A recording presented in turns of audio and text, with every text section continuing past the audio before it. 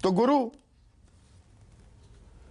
भ्रष्टाचार के खिलाफ कार्रवाई की गारंटी दे रहे हैं प्रधानमंत्री मोदी, पर दिए तले अंधेरा हो रहा है। महाराष्ट्र में ये चार भ्रष्टाचारी साथ ले लिए, 70,000 करोड़ का घोटाला किया था, प्रधानमंत्री बता रहे थे हमें।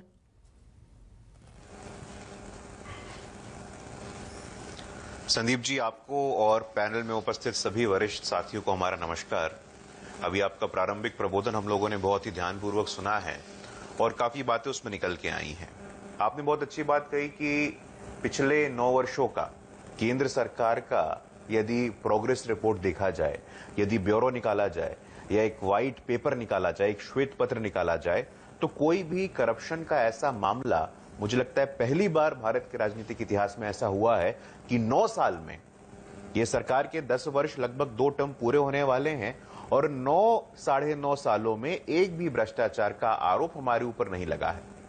एक यही दौर था 2014 में जो आम चुनाव आने वाले थे। संदीप जी, आपको अच्छे से स्मरण होगा, मुझे भी स्मरण है, 11, 12, 13 में अखबार का पन्ना खोलिए तो कभी 2G आपने जिक्र किया, मैं वहां जिक्र नहीं करना चाहता हूं, कॉमनवेल्थ गेम्स, ए राजा, लालू यादव जी, राष्ट्रीय जनता दल के भी लोग यहां बैठे हैं। और अच्छा किया आपने उस चार्जशीट का भी जिक्र किया है कि जिस चार्जशीट में रेलवे विभाग में बिना एडवर्टीजमेंट के, मुझे लगता है कि देश के इतिहास में ऐसा पहली बार हुआ कि बिना एडवर्टीजमेंट के ही नौकरी दे दी गई और नौकरी के एवज में जमीन लिया गया लालू परिवार के सदस्यों के द्वारा।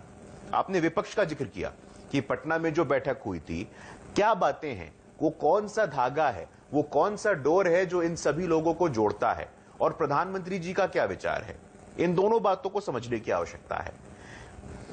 पिछले साल स्वतंत्रता दिवस पे प्रधानमंत्री जी ने लाल किले के प्राचीर से 2 बातें कही थी कि आने वाले 25 साल जो अमृत काल के हैं, 2022 से लेकर के 2047 तक का, जो भारत के राजनीति में, इंडियन पॉलिटिकल लाइफ में जो 2 कैंसर हैं, भाई भतीजावाद का और भ्रष्टाचार का, इस दोनों कैंसर से भारतीय राजनीति को मुक्त करना है।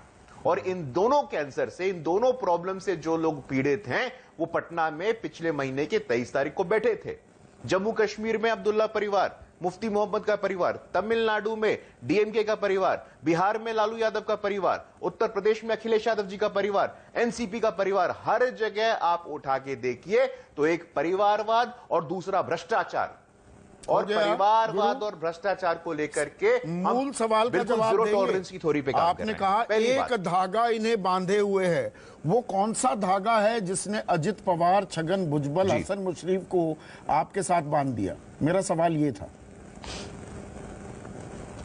नहीं, अब देखिए संदीप जी, आप अक्सर अपने ही शो में इस मुहावरे का उपयोग करते हैं कि मीठा मीठा गप गप और कड़वा कड़वा थू थू।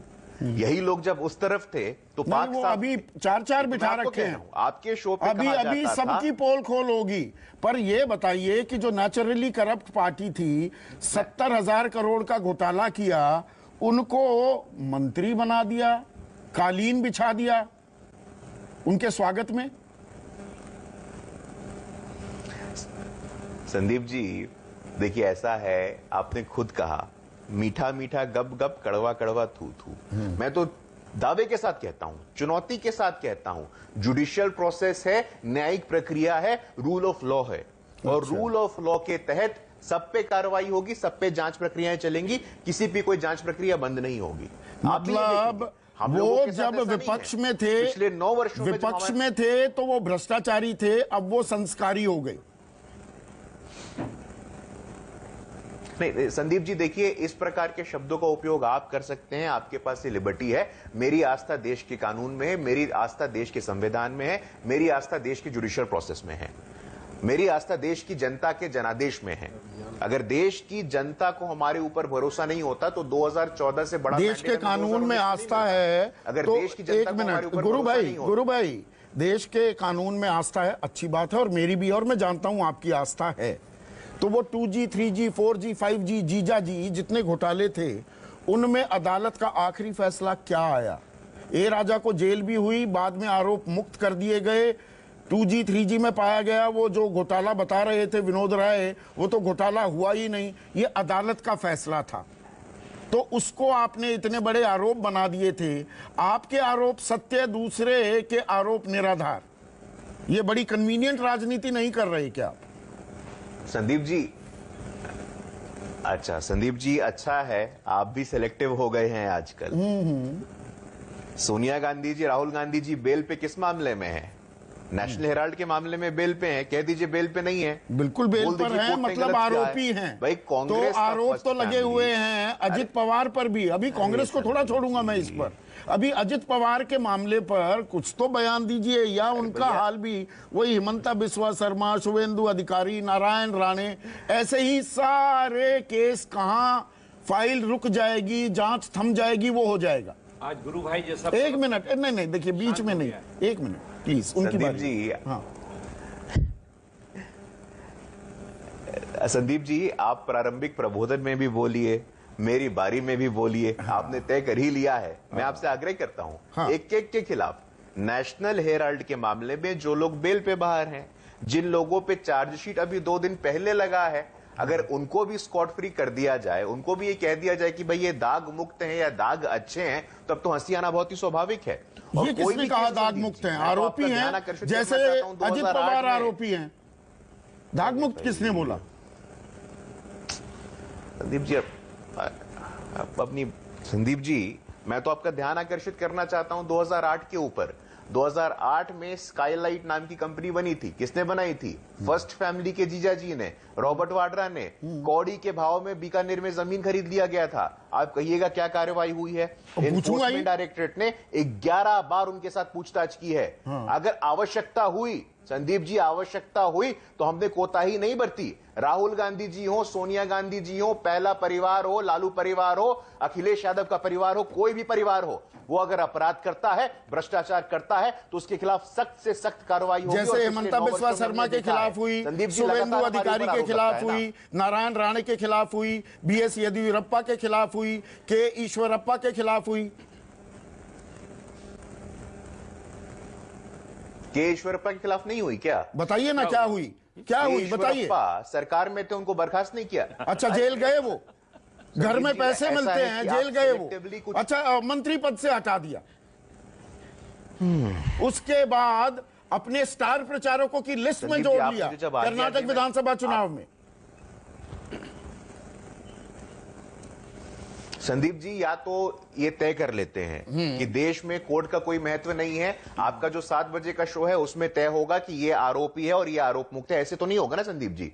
देश में कोर्ट है, कोर्ट की अपनी व्यवस्था अच्छा, है, लेकिन जहां बीजेपी तय आवश्यकता करती रहे पड़ती ये भ्रष्टाचारी मैं है आपसे और आग्रह ये करता हूं कि संस्कारी बिना- है, बिना- ये बिना- चलेगा। संदीप जी, मैं बिना हस्तक्षेप के मुझे 10-15 सेकंड दे दीजिए संदीप जी। मैं बस इतना कह रहा हूं आपसे।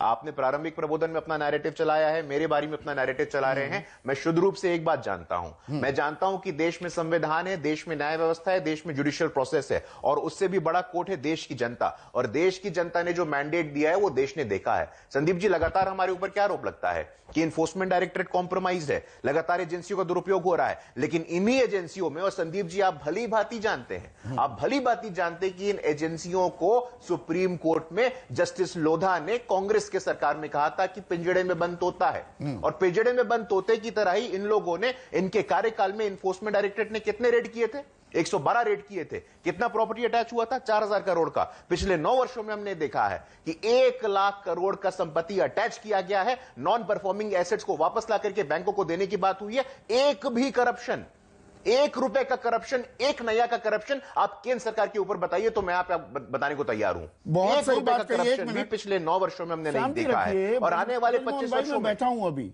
एक मिनट गुरु भाई, देखिए मैंने पूरा मौका भी दिया, आपने पूरी बात कही, पर अधूरी जानकारी दे दी आपने। आंकड़े जो दिए बिल्कुल ठीक दिए, कितनी संपत्ति जब्त हुई है।